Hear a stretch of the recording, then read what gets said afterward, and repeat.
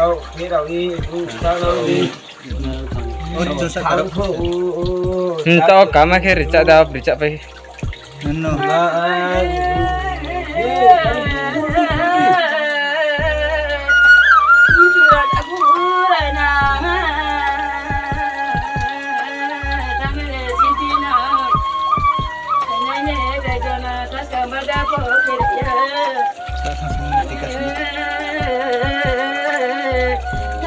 con phát càng tông gia năng đê kula sa các con sẽ sa thiên năng đê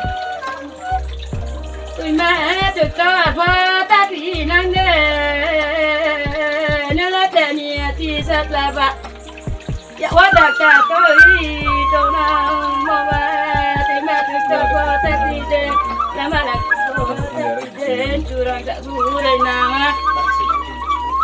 cha vui rồi Nana ya, porque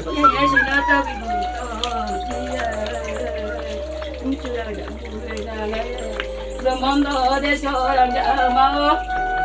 hago mundo de soram llamado. Achu, se te, me sanaya. Dạ nhìn thế sao nó về đâu rồi mong đó thế sao kia đâu ra ba về là tiệm mi chơi đời kia ba nó anh em yêu chú đang dạy vui đời nào mà lẽ nó chẳng phải có thể mà sao thế chứ ban đầu là mai làm ra ban tại yêu chúng ta mới làm mà sao chú đi cái này đi chúng phở thằng này chú đang dạy vui đời nào ban thôi là mà làm ban chạy rồi nhưng trong mơ là mà sản xuất gì cái năng để hết sự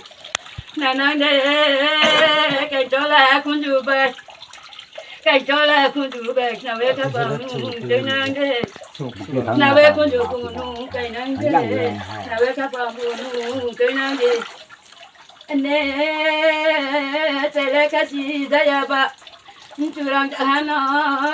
na thao con chú cái đi được mấy à na thao khắp vui mấy à chú ya phá bu đông rồi khắp bu khắp rồi như chú lệ ở bây giờ chú sĩ đã đi rồi mà xem vô bây giờ chú sĩ bu đã đi rồi ra xe bung sờ chú sĩ bu đã ra xe chú bung vậy xe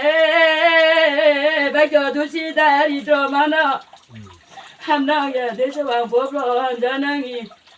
không phải bên này bên không phải nó chú bu đây nào à đang dạy chú sa mày là cô à bút tên một gì đó cái cha này ha chú bu đây nào à ông hát cười nhẹ hát cán rồi hát nó hát thì cũng à người ta cũng à